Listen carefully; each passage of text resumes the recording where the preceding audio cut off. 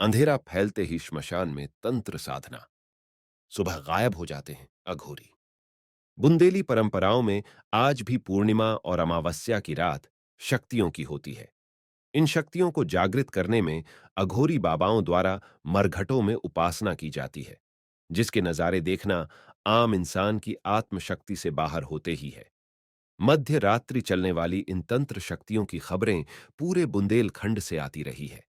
मध्य प्रदेश के सागर, दमोह, टीकमगढ़, छतरपुर और पन्ना में ऐसी शक्तियों को पाकर अच्छे और खराब काम कर रहे बाबाओं का सच भी अनेक बार सामने आ चुका है।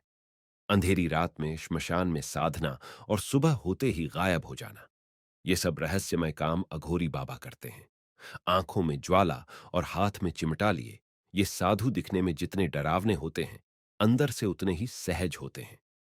न किसी से दोस्ती न किसी से बैर। जब मन किया रुक जाना, जब मन किया चल देना।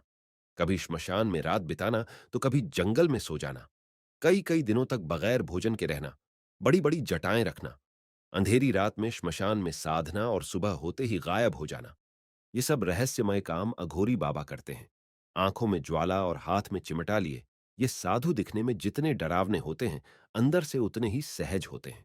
तो आइए आज आपको रूबरू कराते हैं नागांव की रहस्यमयी हकीकत से। अघोरी अघोर पंथ को मानने वाले अघोरी कहलाते हैं। अघोर पंथ की उत्पत्ति के बारे में निश्चित प्रमाण नहीं मिले हैं, लेकिन ऐसा कहा जाता है कि ये कपालिक संप्रदाय के समकक्ष होते हैं। ये देश के पुरातन धर्म शैव शिव साधक से संबंध रखते हैं। अघोरियों को इस पृथ्वी पर भगवान शिव का जीवित रूप भी माना जाता है। शिव जी के 5 रूपों में से एक रूप अघोर रूप है। अघोरियों की साधना विधि ज्यादा रहस्यमयी है।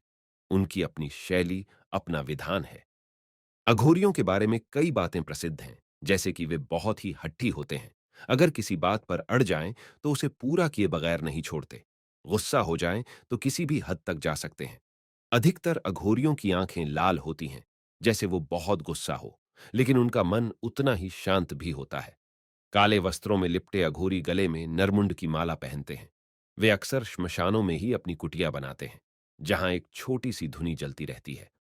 अघोरियों के लिए साधना के पूर्व मोह माया का त्याग जरूरी है। मूलत अघोरी उसे कहते हैं जिसके भीतर से अच्छे बुरे, सुगंध दुर्गंध, प्रेम नफरत, ईर्ष्या मोह जैसे सारे भाव मिट जाएं। सभी तरह के वैराग्य को प्राप्त करने के लिए ये साधु श्मशान में कुछ दिन गुजारने के बाद पुण्य, हिमालय या जंगल में चले जाते हैं।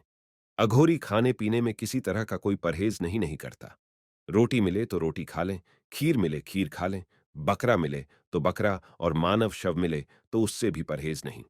ये तो ठीक है, अघोरी सड़ते पशु का मांस भी बिना किसी हिचकिचाहट के खा लेता है। शिव साधना, शव साधना और श्मशान साधना, 3 प्रकार की साधनाएं करते हैं अघोरी। शिव साधना में शव के ऊपर पैर रखकर खड़े रहकर साधना की जाती है। बाकी तरीके शव साधना की ही तरह होते हैं। ऐसी साधनाओं में मुर्दे को प्रसाद के रूप में मांस और मदिरा चढ़ाई जाती है। तीसरी श्मशान साधना होती है, जिसमें आम परिवारजनों को भी शामिल किया जा सकता है। हिंदू धर्म में आज भी किसी 5 साल से कम उम्र के बच्चे, सांप काटने से मरे हुए लोगों, आत्महत्या किए लोगों का शव जलाया नहीं जाता, बल्कि दफनाया या बहती नदी में प्रवाहित कर दिया जाता है।